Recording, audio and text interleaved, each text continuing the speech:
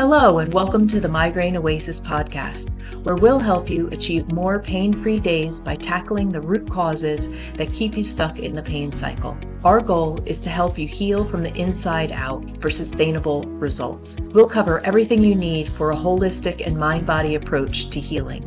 From understanding how pain works to uncovering areas of tension within the mind, body, and spirit that can trigger your pain, and sharing practical tips to break free and find relief.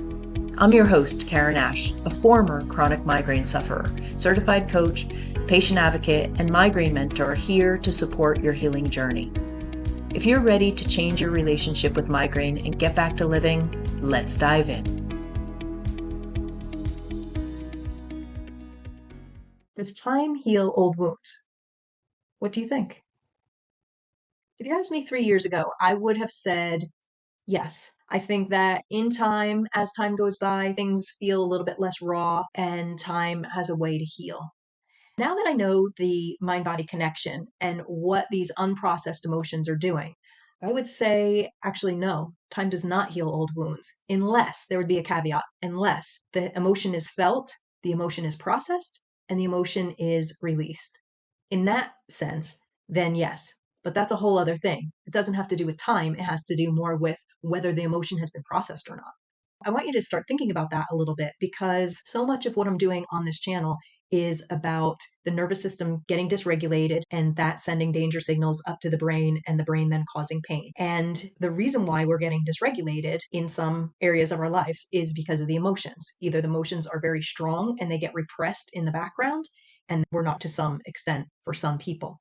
What we're taught in childhood, as far as emotions and processing emotions, has to do with how we then process them later on, because this is where our core fundamental principles are formed. Say you're told, don't cry, or be a big boy, don't be a baby, or you're too sensitive, why are you crying all the time? Grow up or get a grip kind of thing. We're starting to develop wrong and right as far as emotions go. What is acceptable to ourselves, our caretakers, the people around us, our friends, society, all these different things. We're made to feel wrong in some senses if we have these strong emotions, or we're made to feel that something is unacceptable within our peer group. Then as we grow up, it develops into personality traits as far as you're either keeping a stiff upper lip or you are an empath.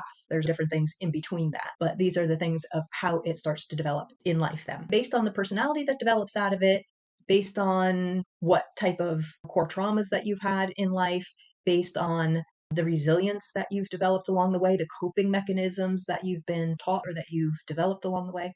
Please factor into whether the brain and when the brain kicks in, unbeknownst to you, and in order to protect you, kind of puts that in the background, these not so nice feelings that you don't want to feel. The brain has a way to protect us in that if the emotion is really, really strong in the moment, it takes it out of our conscious mind and puts it in the background because it's too much for us to manage at the moment. And then different defense mechanisms kick in as the brain is again trying to protect us. We start doing things to distract us from the wounds that we have inside and the things that we've pushed aside so they don't bubble up and we start feeling them and get overwhelmed again. The brain is helping us to distract, and we have a defense mechanism of we're now super caring to all of our friends and we help everybody else but don't help ourselves, or we become a workaholic, or we become a people pleaser, or we're numbing ourselves using alcohol or drugs, or maybe even the internet scrolling or binge watching TV and just numbing out and not dealing with things. So these are all defense mechanisms that are working to keep these emotions in the background. So time is marching on. We think, yeah, okay, time is going on and I don't really feel this anymore. And so no big deal. That event that happened that I was so upset 10 years ago that I thought was going to kill me in the time, I don't even feel it anymore. So must not be a big deal. But the problem is it is still in there as an open wound. So you have to think of all these different open wounds that you have within you that are not healed, that are then coming out in a couple different ways. One, when you least expect it. So it's something that you get triggered by. Somebody says something or situation is similar to something that you've experienced in the past that's hurt you, and all of a sudden you're in a rage or you're super hurt by whatever the person just did.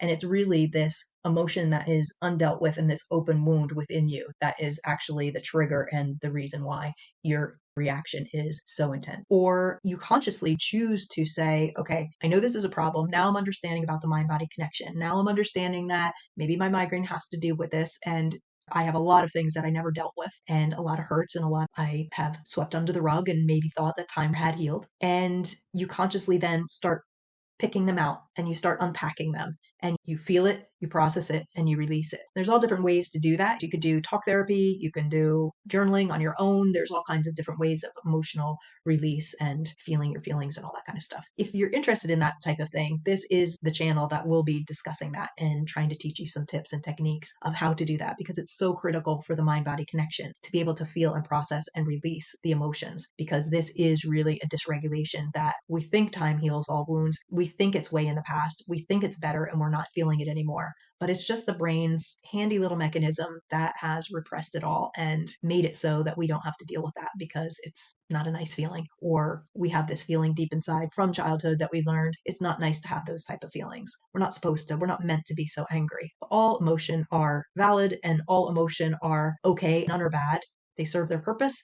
And we just need to process them in a healthy way that helps us versus hurts us in the long run. So that is my take on, does time heal old wounds? I'm really curious what you think. Did you have a different opinion when we started versus now? Let me know in the comments what you think about what I had to say. And if this is interesting information to you, please do subscribe and follow along, and we will continue to chat about this and have ways how to process and get this stuff up and out of you. Okay, see you on the next episode. Until then, take care, and here's to more pain-free days. Thanks for tuning in to the Migraine Oasis.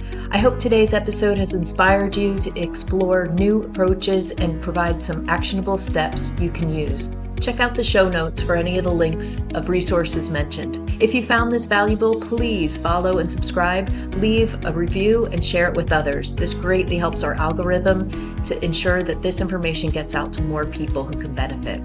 If you're not already a part of the Migraine Oasis online community, check us out and stay tuned for more support, relief, and healing throughout the week.